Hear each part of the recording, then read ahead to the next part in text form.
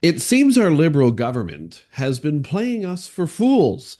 They think you aren't noticing that the rest of your problems in this life are still existent. They think that you've just ignored the fact that you can't afford groceries and all of your hydro and heating bills. They also think you forgot about all of the green initiatives that they had pushed, including the carbon tax and where that money went. But here's the thing. You can't talk about Donald Trump forever. You can't talk about trade forever. And we're starting to come to an end of all of that, whether the negotiations produce a new deal or whether we're just forced to pay tariffs starting today. But here's the thing, everything else is going to bubble back to the surface. And liberals, you've got some splaining to do. Let's go. Welcome to Bakes on Things. Welcome back to Bakes on Things. Don't forget to like, subscribe, and comment. My name is Chris Baker. Thanks for being here. Loving having each and every one of you here for each episode. But I have a question for you today. Have you ever stopped to ask where your carbon tax money actually went? No, really. Where the hell did it go? See, all of this distraction with Donald Trump and trade has caused us to forget some of the things the government's already done. But if the government's own climate targets are still being missed, if emissions are still climbing, and if Canadians are still being punished at the pump and at the grocery store and in their heating bills and their mortgage bills, then the logical question is, should we have paused the tax at all? Because really, where the hell did the money go before the carbon tax pause? And why are we still paying through the nose for everything right now? Because what we're looking at isn't just a failed policy. It's one of the largest wealth transfers in Canadian history, and they don't want you to notice. And also, nobody can trace where the money actually ended up. And that's the big green lie here in Canada. And let's start with that narrative. Let's start with the narrative that we were told that the carbon tax itself would be revenue neutral.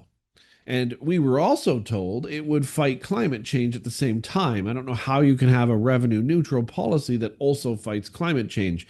But anyway, we were told the rebates would make us whole, that you'll get back more than you pay. We all remember this. And we were told it would drive investment into things like green jobs, innovation, and cleaner infrastructure. Well, here's what's actually happened in our country, and thank God for Donald Trump for getting in the way of remembering all of this. Emissions went up, the green jobs never came, and the rebates we talk about, well, I think we all remember that those were a complete and utter joke. Maybe you got $150 while the cost of living spiked by thousands. The average family pays hundreds more per year than they ever got back in any of those rebates. So again, where's the money? Over the years, billions, and I mean billions of dollars have been collected through carbon pricing schemes, most of which have already been explained by Mark Carney in his book and other areas he's operated in. Layered taxes and so called pollution pricing. Did it fix the environment? Not a chance. Look at all the wildfires and the pollution and everything. Everything's the same. Did it go toward public transit? No, no evidence of that either. Did it go into a green sovereign fund to fight climate change with serious energy innovation? Of course it didn't, because we don't know where it is. Instead, it vanished into the black hole of general revenue. Consulting firms, foreign aid, climate subsidies for billion-dollar corporations, and opaque green energy grants that are virtually impossible for any of us to audit. We need audits on all of this because there is a lie of revenue neutrality here that we need to have exposed. Do you remember when they called it revenue neutral? That was always the trick in the liberal book.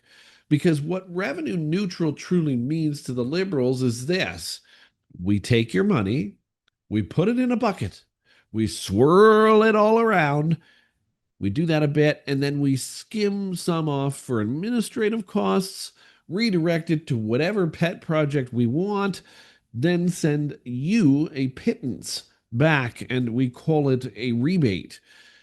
It's not neutral. It's actually predatory.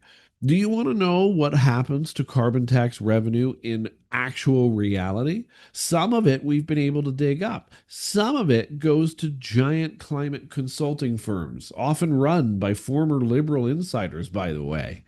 Some of it goes into corporate subsidies, like $15 billion to Volkswagen for an EV battery plant that has yet to produce a single vehicle. Some of it goes toward foreign aid under the banner of climate justice, like when Chrystia Freeland and Mark Carney pledged $1.3 billion of your money to international green funds while Canadians are still lining up at food banks. There is no central public registry that breaks down where every dollar of carbon tax revenue has gone. Why is that the case? Why was that never created alongside carbon taxes? Well, I'll tell you why. It's because they don't want you to know. And the pause, by the way, is just that. It's a distraction and a pause. Mark Carney and the Liberals love to brag that they paused the carbon tax on all of things from heating oil to fuel to your home natural gas for affordability. But think about this for a second. They didn't really pause it because the program failed. They have never admitted that. They paused it to get elected. They paused it because it became politically toxic. They paused it to quiet the outrage, not because they found a better way forward, by the way. What was the alternative they implemented? And they never accounted for the billions that they already collected. Where did it go? How do you pause a national revenue program without showing your work, without showing what it actually accomplished? Where is the report card on the carbon tax? Where is the audit on the carbon tax? Where's the environmental impact statement to say what it did? Where are the jobs that it said it was going to create? Where is the infrastructure that came out of it? Where is the proof that this tax actually helped anything or anyone at all? Except, of course, the government itself. And there are so many globalist connections here. It's really kind of scary. So much global deception. Don't think this is just a Canada problem. This is part of a global green shell game. And guess who's at the front of it? Mark Carney helped write the playbook on it. As former governor of the Bank of England and the UN's special envoy to climate finance, Carney pushed for market based mechanisms to fight climate change. That's right. He started all of this. He was Justin Trudeau's advisor on all of this. Translation: let's turn climate fear into tradable credits. Let's build a new derivative market around carbon. Let's let banks, hedge funds, and global bureaucracies profit off your gas bill. This isn't about the climate at all. And don't let them tell you it is. This was always about control, compliance, and a new global tax base managed through clever branding and endless regulation. And now Mark Carney leads this country. You liberals did that. And we're at ground zero now. We are ground zero for his climate blueprint. So here's the thing: when you follow the money, who the hell profited from it? Let's get specific here. Okay. So, who made money from all of this? Well, we know some of the answers. We know that Deloitte, McKinsey, and Accenture, all major beneficiaries of climate transition consulting. We know that there were green bond traders who make commissions on every climate friendly investment vehicle pushed by our government and other governments. Energy lobbyists, energy companies with the right lobbyists, I should say, who received subsidies for building half finished wind farms and battery plants that require diesel backup generators that pollute even more. The Trudeau Foundation was even a part of this, which constantly overlaps with the climate investment world, carbon offset brokers, and green tech startups.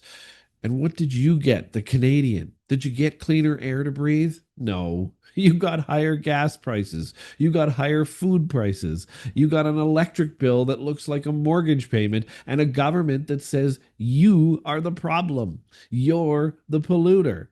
So, what was the final insult on all of this for all of us? Is it shut down real solutions? That's what the final insult is here. While we were paying through the nose for a fake climate solution, and it was fake because nobody can account for it, the Liberals blocked real energy projects that could have made Canada a clean energy superpower, and we could have been profiting right now, even in a trade war. Pipelines blocked, small modular reactors delayed, natural gas exports to Asia were also delayed, hydroelectric expansion too colonial, clean hydrogen still in fantasy land. All while coal use rises in places like China and India, and while EV mandates are shoved down your throat. No infrastructure to support them either, by the way. So let me ask this again. Where did the carbon tax money go, Mark? Because it sure as hell didn't go toward making anything cleaner. It went to bureaucrats, it went to bankers, and it went to billionaire funded NGOs who treat Canada like an experimental tax farm. So here's the thing, folks. It's time to start asking the questions about everything else but Donald Trump. This isn't just a failed policy, and they're trying to bury it like a dog trying to bury its poop with grass. It's a scam, a national level bait and switch, and it's just as bad as the ArriveCan app. It's a scam. And this scam will continue under different names going forward because that's what the Liberals do. They paused the carbon tax, great. But now it's time to audit the carbon tax, every single dollar, every single recipient, every single supposed result. And if they can't show us where it went, then it's time to abolish the entire green grift machine before it bankrupts us for good. And it's time to throw out the government bureaucrats that created it in the first place. Because now we're not going to let you hide behind Orange Man bad. We're not going to let you hide behind tariffs. Part of the reason all of this is likely delayed, and part of the reason we might get another push for 3 months like Mexico did, is because they don't want you to get off topic. If you got off topic about Donald Trump, they might have to answer questions like these. Because there's so much that the Liberal government did over the last decade that we all forgot about during this trade war. And if this trade war ends and things get settled, they know all the questions must come back to the top. And guess what? I'm bubbling them up right now. Thanks for watching Bakes on Things. I appreciate you watching. Don't forget to share this video and share it with friends. Let's bring all of our topics and issues in Canada back to the top of the topic chart, because if we don't, we're never going to get these things fixed, and the government, the Liberal government in particular, will get more and more years to continue to destroy this country. Don't forget to comment as well. I want to hear your thoughts. Have we forgotten all about everything else the Liberals have done in the last decade because of this Donald Trump thing? And is it time now to bring all of this back to the surface? Answer that below, and we'll catch you again tomorrow. Happy Friday.